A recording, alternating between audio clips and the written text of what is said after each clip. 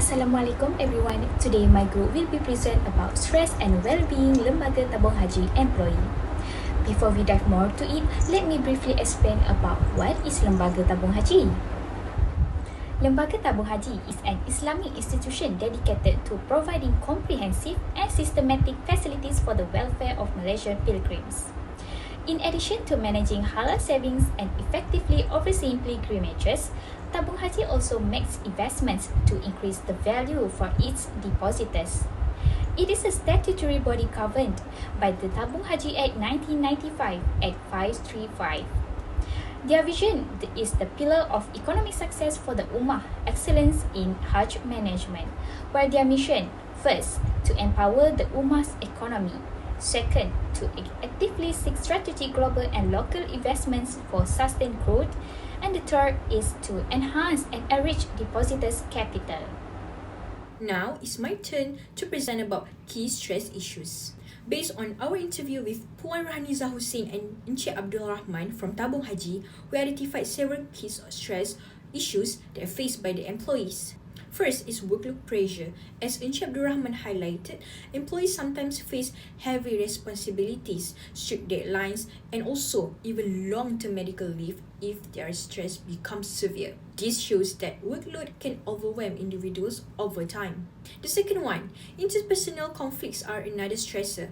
Puan Rahaniza mentioned that conflicts are often difficult to detect because employees tend to stay silent.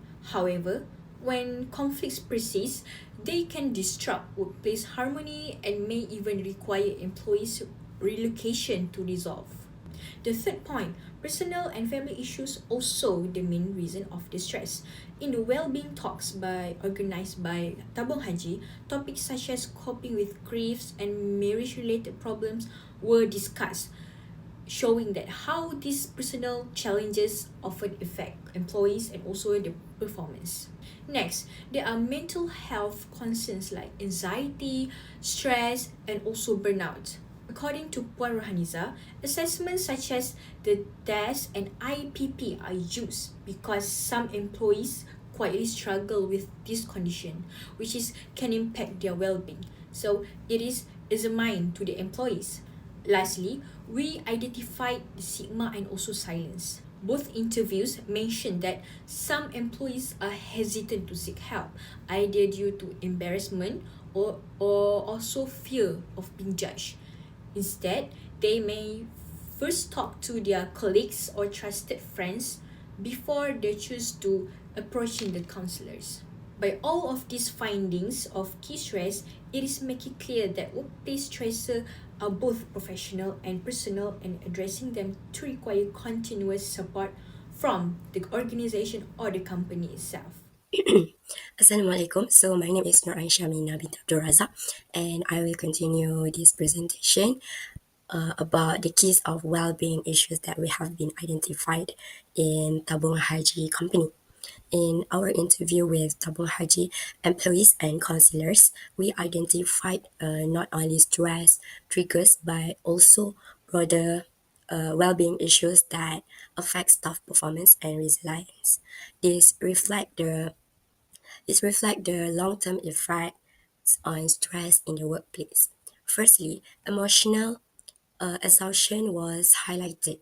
For example, Puan Rohaniza admitted that her workload and counseling responsibilities often drain her focus and energy.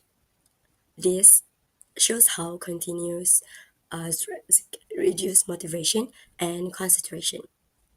Secondly, there is a clear risk of burnout. The analysis from our report showed that when stresses such as heavy work, pressure, and unresolved conflicts are left unchecked, employees may lose productivity and require longer recovery periods. Third, employees struggles with work-life imbalance. Both interviews emphasize the need for lifestyle and wellness programs such as sporting activities and health challenges to help staff balance professional duties with personal life. This indicates that imbalance is a recurring concern. Another issue is psychological strain. The counselor mentioned cases of anxiety, stress, and difficulties in emotional regulation. In extreme situations, some employees even required long-term medical leave with medical boards involved in reassessment.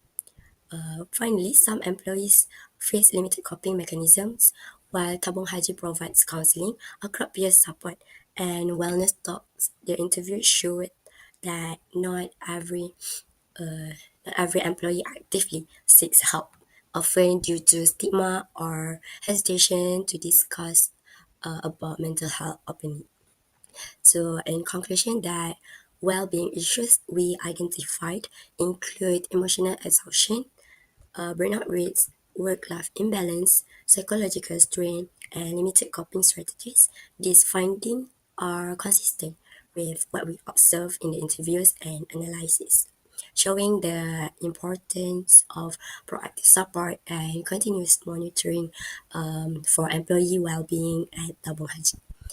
That's all from me, and I will pass to the next presenter. Thank you. This slide, I will explain about the summary of interview finding. So, part of the company policies and resources. So, we have the counseling service and we also have the psychology and counseling unit provide individual and group session. So, next, accessible nationwide and in Saudi Arabia. So, we also booking via system, email or WhatsApp. So, next is awareness program. So, we should to have the Muslim poster and campaign such a jump as per Rasanida and well-being talk session with external aspect, and we have the topic about the stress, grief, conflict and family issue. So next is mental health assessment. We use the IPP index every 2 years and the DASS tool for screening, and we also send result to the staff and counselor for future action. And the monthly October we have the counseling month and well-being day. Okay. The second part of the company policies and resources, we have the workplace culture. First, encourage openness and safety to discuss mental issues. Second, communicate transparently and take care staff feedback. And third, monitor participation and result of internal survey. And the next, manager training. We also have manager training by professional counselor, and CCFU program help identify and address staff issues. And lastly, mental health leave. So, staff with MC from a psychiatry are eligible for leave. And long-term case like 90 until 118 days require reassessment by the medical board. So, lastly, transparent and medically valid support. This slide about the company culture and mental health support, and this slide have two is here: conflict management and peer supervisor support. So first is conflict management is discussion with supervisor to find solution, and second, programs such as C4U, K4U help with coping mechanism, and third, relocation is recommended if the issue persists. And next, peer supervisor and support. Okay, the personality unit provide access to counseling to all staff. So second, the akrab mental therapy network is active in all branches. And third, training and certified akrab provide initial support to staff. Assalamualaikum and hi, my name is Syakiratul Munirah Binti Mamat. For the part company culture and mental health support, Tabung Haji has created workplace culture that support mental well-being. Every month, they share poster and awareness talk to remind staff to take care of their mental health. They also make it easy to get help. Staff can book counseling session through email or WhatsApp. even during the Hajj session in Saudi Arabia. They use tools like DAS and IPP to screen staff and give follow-up if needed. This shows they take mental health seriously and make support assessments. The individual performance and improvement suggestion, we also look at the experience of two employees. Mr. Abdul Rahman said he hasn't faced mental health issue, but the company offers strong support like sick leave, therapy, and even early retirement if needed. Mrs. Rohaniza, on the other hand, shared that work can be stressful, but she handles it with self-care, support from friends, and company awareness program. So, this shows that while not everyone experiencing mental health problem, both company support and personal effort are important. For the suggestion for improvement, although Tabung Haji is doing well, we suggest some improvement for them to make it more better. First, they can work with agencies like SOCSO, EPF, and LHTN to strengthen mental health policy. Second, they can do resilience tests before Hajj duty and a full mental health review every 2 years. Lastly, more wellness activity like sports, health challenges, or outdoor program can help staff reduce stress and build a healthy lifestyle. From our interview, both guests share important recommendations.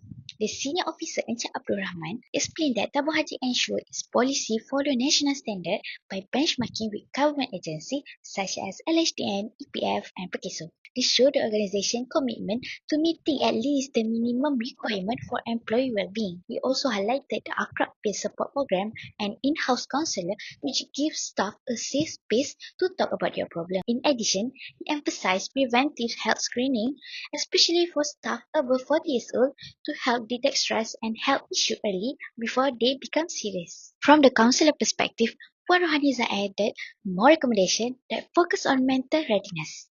She explained that resident assessments are carried out for Haji officers before deployment.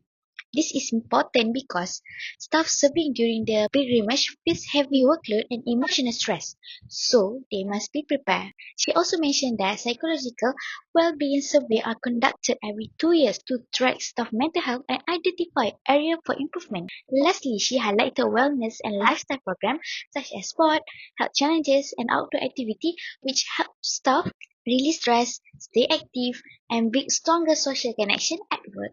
In addition of this, our group suggests 3 more recommendations. The first one, promoting better work-life balance through flexible working hours and limited after-hours communication. This will help staff avoid burnout and allow them to spend more quality time with their family. Second, creating relaxation space in the office such as quiet wellness room where employees can rest and recharge during stressful days.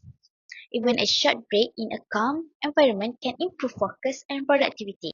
Third, introducing mentorship and buddy program when new or younger employees are paired with more experienced lead. These give them not only professional guidance but also emotional support, making them feel more connected and less isolated. By combining the interviewee idea and these 3 additional suggestions, Tabung Haji can continue to strengthen its support system and create a healthier and more resilient workplace. In conclusion, the interview with Tabung Haji showed that the organization already has strong systems to support staff well-being, such as counseling service, peer support through ACRAB, resilient assessment, and wellness programs. From senior officer perspective, policy are aligned with national standard and preventive health checks are provided, while the council highlighted the importance of work-life balance and personal coping strategies. However, improvements are still needed, such as better promotion of work-life balance, relaxation space in the office, and mentorship program. By combining existing effort with this new idea, Tabung Haji can further strengthen employee well-being and create a healthier and more supportive workplace.